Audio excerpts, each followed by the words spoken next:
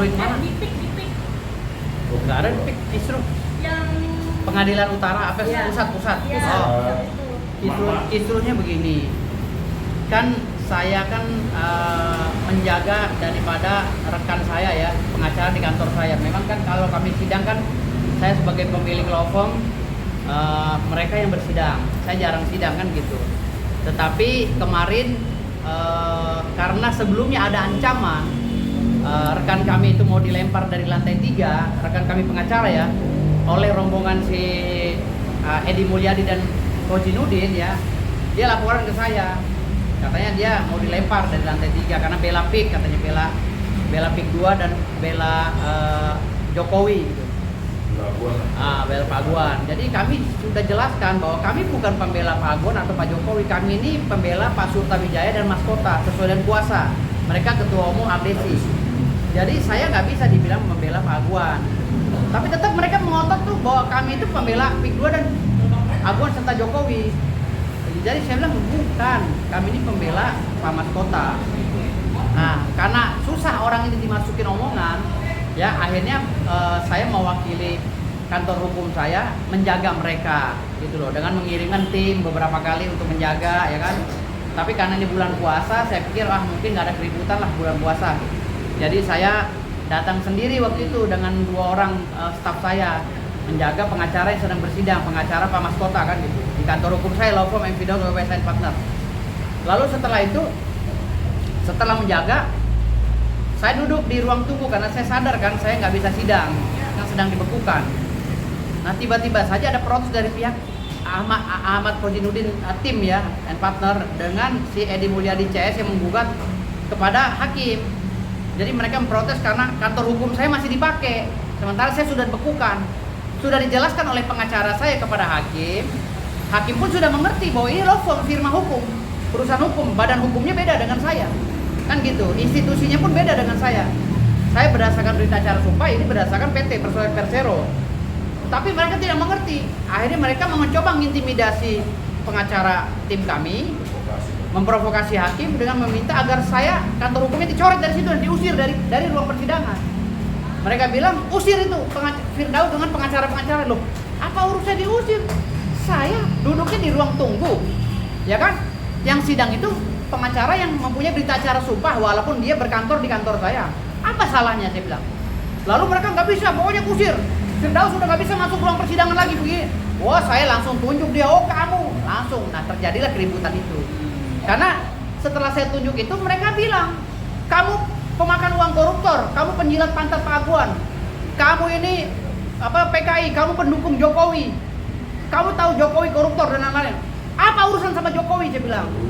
Gak ada urusan Pak Jokowi, langsung. Kalian dari dulu tuh menghina Pak Jokowi terus, nggak berterima kasih pada Pak Jokowi, dia bilang. Wah makin marah mereka. Apa perlu ribut lah, datanglah cewek-cewek itu nunjuk-nunjuk saya.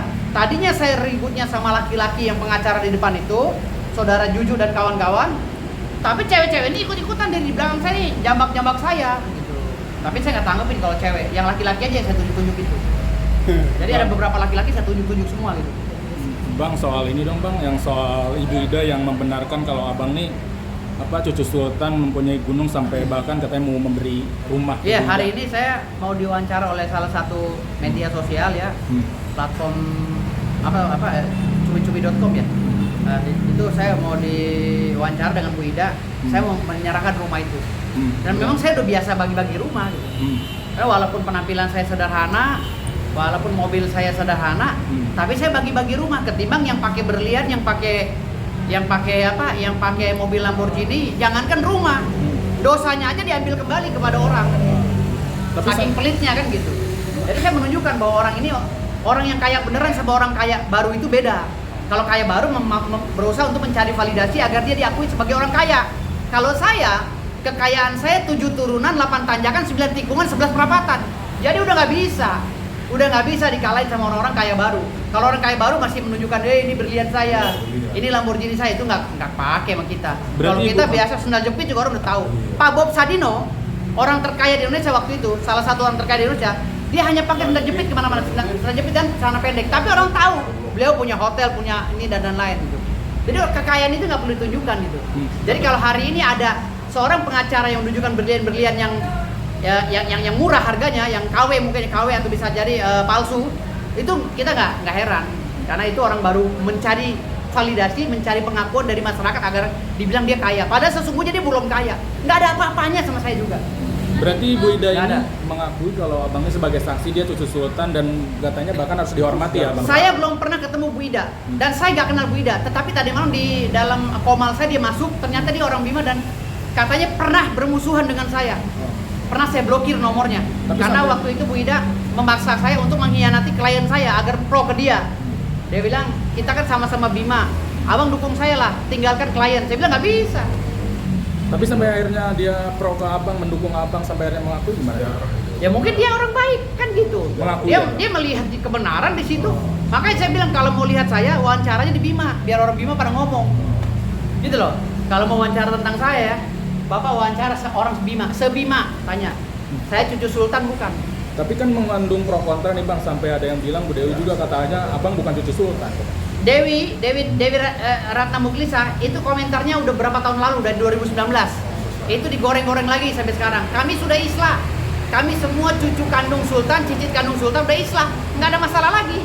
Hanya saja hari ini ada seorang pengacara yang baru kaya raya, baru ABG ya. Orang baru kaya ABK ya. Ini menggoreng lagi video lama kami dan mencoba memprovokasi Kesultanan Bima. Nggak ada, Sultan Bima udah islah dan kami keluarga semua sudah bersatu. Tidak bisa diprovokasi.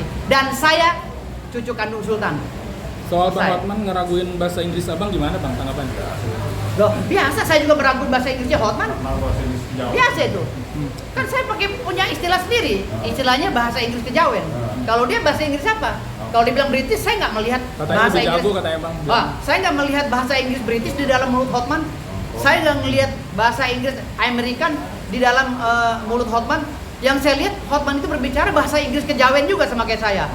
Gitu. Berarti sama aja. bukan Sama beda yang aja. beda. Bahasa Inggris kejawen kayak gimana sih bang? Bahasa Inggris Jawa kayak saya, agak terbata-bata, agak ke nasionalisme, ya kan, agak lebih Pancasilais gitu loh.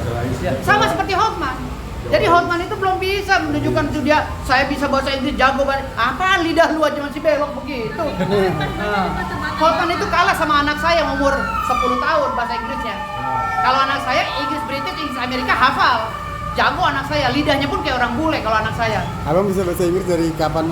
Mungkin bagaimana waktu itu belajar bahasa Inggris bang? Kapan? Saya kuliah waktu tahun 95 itu di Akademi Bahasa Asing, Sastra Inggris. Saya bisa bahasa Inggris, tetapi karena lidah saya lidah Jawa, lidah Indonesia, ya saya sebutnya lidah kejawen. Kan gitu. Nggak ada tuh, kecuali saya benar-benar mendalami. Gitu. Abang kan kayak alhamdulillah kayak harta, kayak ilmu juga ya bang. Iya, kayak bahasa juga gak bang? Mungkin beberapa bahasa yang abang bisa. Saya bisa bahasa Sunda, bahasa Jawa, bahasa Tegal, bahasa Bima, bahasa Maluku, bahasa apa? Bisa saya. Bahasa Sulawesi, sedikit-sedikit walaupun nggak jago ya, bisa. Dan yang paling terpenting, muka saya asli, ya, muka saya asli. Gantengnya kagak bisa dibandingin sama siapapun. Muka saya asli, walaupun ya saya pakai baju kaki 5 kata si Hotman, walaupun saya pakai baju grosiran di Pasar Impres, muka saya asli coy, ya, melebihi kilaunya berlian si Hotman dan kilaunya Lamborghini si Hotman. Tapi kalau Hotman memang sudah wayahnya dia harus memakai baju-baju yang mahal. Kenapa? Titik-titik, jangan ini, titik-titik. Kenapa? Wajahnya itu loh, wajahnya itu harus mengaca diri. Dia mau pakai baju, pakai berlian kayak apapun, kalau disandingkan sama saya, oh kalah ganteng bos, jauh gantengan saya bos. Tapi kan abang dihujat bang, banyak Kalah dihujat bang. ganteng. Hah? Tapi abang banyak Oh dihujat. biasa kan sekarang dunia ini kan dinamikanya biasa itu. Itu dunianya biasa. Tapi semisal Bang Hotman masih meledek bahasa Inggris abang gimana bang? Kita tempur, ya kita undang TV, ayo kita bicara bahasa Inggris. Tempur bahasa bang. Ayo dong. Ini Ah. udah ada tantangin ya bang? Iya, gua udah tantangin. Ayo bahasa Inggris di mana? Kalau dia nggak berani head to head dengan gue di TV, video call aja. Gue pakai bahasa Inggris kejawen, dia pakai bahasa Inggris kejawen juga. Karena nggak ada tuh di dalam lidah dia tuh, gue nggak pernah nemuin Hotman Paris pakai bahasa Inggris British. Nggak pernah itu. Gue pernah belajar listening comprehension, listening reading, ya kan, vocabulary dan lain-lain. Gue nggak pernah melihat pelajaran-pelajaran yang gue dapat dari kuliah gue tadi, ya, di lidahnya Hotman.